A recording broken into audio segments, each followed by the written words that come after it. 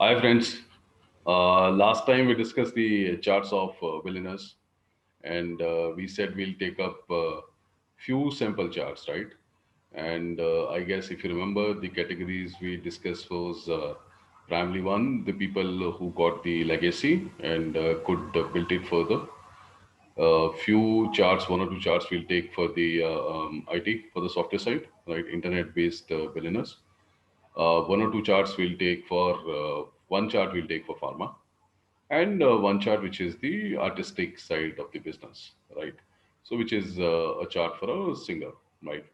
And if you want, we can always take a chart of a politician as well, which may not be qualified as a billionaire, right? But obviously it can show some combinations which are there, right?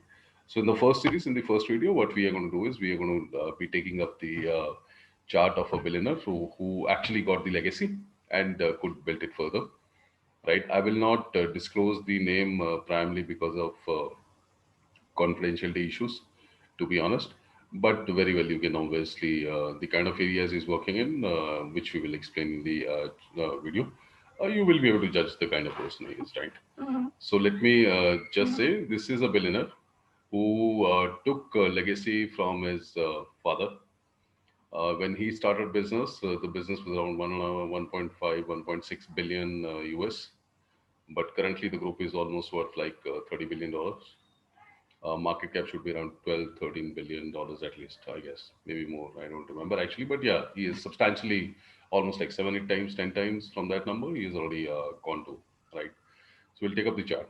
I'll show you. I'll basically what I will show is the chart on the face of it probably may not be looking that lucrative, but if we once we get into details, you'll understand why I'm saying this chart is basically for a billionaire, and that's the way we kind of we should be judging the chart, right? I'll show you. I'll take it on the screen, and then you can. I'll share the screen, and then I'll show you the chart of the person on.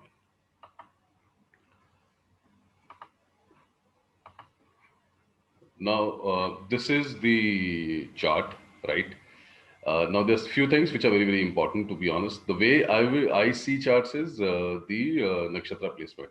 To be honest, because that is what I think is probably incorporates one the degrees of the planet, specific degrees of the planet, and obviously in terms of the relationship with the planet, right? Because there are certain planets who gives very good result in certain nakshatras. There are certain planets who doesn't. Again, the way I classify it is basically grouping of two kind of planets.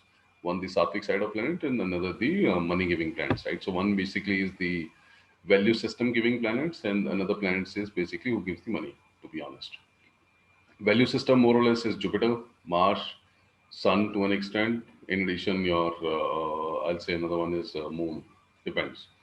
But money giving is Mercury, Venus, Saturn, Rahu, and Ketu is again value system, but it can go both way because Rahu and Ketu can go both ways, right? So if you look at this chart, right, primary thing there are two important things which we need to look at because what I said, billionaires normally will have Sun in the ninth, 10th, and 11th house, well placed Sun, right? And the second one I said was the important thing was the placement of Ketu. And Ketu normally, because Maga is one nakshatra which gives the value system from ancestors. So if you look at in this chart, right, Moon, right, Moon, because Sun and Moon is two basic planets. Sun is the Raja, the king, and Moon is the queen, right? So Moon is in the nakshatra of Maga, very well placed. Magha technically is placed in the third house from Moon, right? So surely it gives benefits in terms of the ancestral properties, value system. A lot of past deeds comes into picture, right? Now, if you look at the position of Sun, I'll start from the basic stars because in priority wise, Sun obviously has to be good because there has to be, if it is a legacy based billionaire, the support from father has to be there, right? Which is Sun. Now, Sun is placed in the nakshatra of March, okay, which is Mrikshira Nakshatra, right? Mrikshira normally is not that great, to be honest. It's a good one, but not that great. But important thing is Mars itself is placed in its own nakshatra, right? And the placement of Sun and Mars is fifth house. Mars is placed in the fifth house from Sun, right? So same way, Sun is placed in the ninth house from Mars, so which gives a very strong Raj Yoga. The houses involved is 3 and 11. We should keep that thing in mind, right? The second one is wherein we look at Jupiter and Venus, right? Jupiter Venus again gives a very cunning kind of abilities, to be honest, because Jupiter is the Guru was a teacher for the Devtas, right? Which is and Venus on the other end is for demons, right? Rakshas, the normal Indian language, if we say, right? Now, if you look at the placement of Jupiter and Venus, both placed in the nakshatra of Pushya. Pushya is a nakshatra which gives a very steady and slow growth, right? But consistent growth, right? That's extremely important. Now, if you look at the position of Jupiter, Jupiter is looking at Saturn, who's the nakshatra lord of Jupiter. So it's again a beautiful combination. Placement, first house and ninth house. Now, ninth house is a placement. Normally, I have seen one thing which I just want to tell. If Saturn is placed in ninth house, Saturn or Rahu, right, it does give some bit of negativity for the father, because ninth house is a house which is our evolved state of value system, right? So a lot of times we do say that a lot of value system comes from father if this house is well placed, right? Now this house is well placed, that's not an issue, but primary issue is Saturn. Saturn and Rahu, whenever they are placed in the ninth house, right? Normally there'll be some issues with father, either he dies early or something of that sort, right? Even with this person, this happened. Okay. Now, another combination which we need to see is Moon. Surely, I told you is very well placed, right? Rahu is placed in the nakshatra of Ketu, and Ketu is placed in the nakshatra of Rahu, right?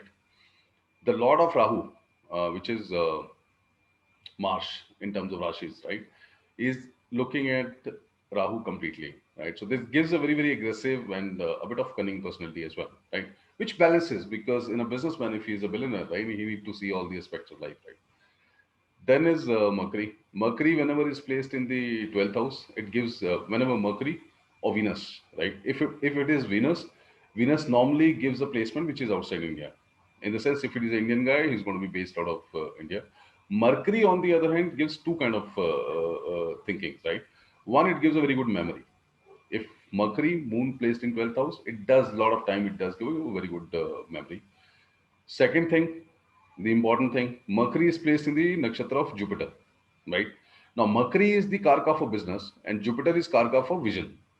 Now, business is placed in the nakshatra of vision. So, technically, you can think a person who is actually a visionary.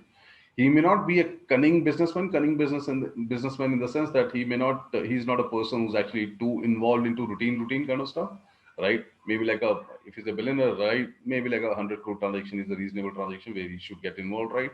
But this guy is more progressive in nature, and probably he has given a lot of independence to his management teams, right? So it's like control by view of vision or targets, instead of controlling where he gets into nitty gritties and probably start talking to these guys on a regular basis, right? It may be, but I don't think he'll be going for more than a week. He may take a weekly meeting or something, but if there's some issues, he can get involved. But normally, he has given a lot of independence to his guys, right? Now, a lot of people will say, why don't we look at D9 and D10?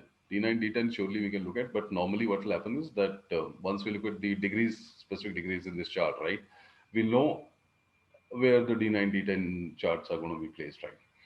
But if you look at this horoscope, okay, now I say, is there any star which is a bad placement? I don't think so. Reason?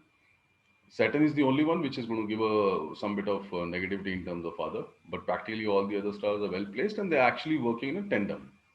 Tandem in the sense, if you say there's a very good, strong relationship between Sun and Mars, right? There is a very strong relationship between Jupiter, Venus, and Saturn. Extremely good relationship. There is a very good relationship with Mercury. Now, Mercury is placed in the nakshatra of Jupiter, which gives a visionary, which doesn't give a guy who's into, say, a trading kind of business, right? So, probably what he's going to give is a very good vision kind of thing for his business. And people, then they're going to be a management team who obviously, he's like a guy who will actually focus more in terms of delivering the results, or the results are going to be delivered by the management team. He's not the one who's going to be looking, who's get directly involved into businesses and start generating the revenues or meeting the targets, right? He's a guy who gives a lot of independence to his management team because of the combination of Mercury and Jupiter.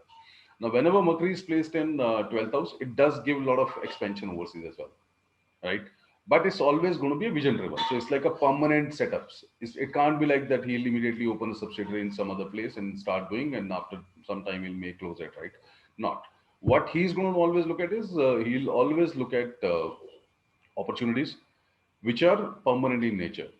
So in all probability, this guy anyway I know, but in all probability, this guy the chart also shows this guy has to be involved into businesses which are long term businesses, right? He's not going to. He's not. This is not a horoscope where a person will be doing something of some business which is little say internet or something, right? Where continuous evolution happens, right? He has to be in because if you look at the combination which is Saturn as well, lot of Saturn again is metal mining, carbon, that kind of business, right? Another is Francis because Jupiter Venus whenever together, they gives a lot of strength in terms of the France side of financial management side of the business, right? So these are the basic combinations. So this part we have covered. This chart we have covered in this one. The next one, what I will suggest is we'll cover the chart of what we will do is we'll cover the chart of one guy who's into internet space and who's a billionaire at the moment. Very young age billionaire. He became billionaire at the age of almost like 27, 28 years. I guess so. Yeah, approximately 27, 28 years. Right? Now they are into. They are actually starting their own different businesses. Right? Thanks a lot, guy. Thanks a lot for your time. I last time I spoke about we have an NGO where we actually trying to do some things, right? The details of the NGO are in the description stage, description of the video. So let me know your views. If somebody is interested in contributing or something, please let us know. Thanks a lot. Thanks a lot. Thanks a lot.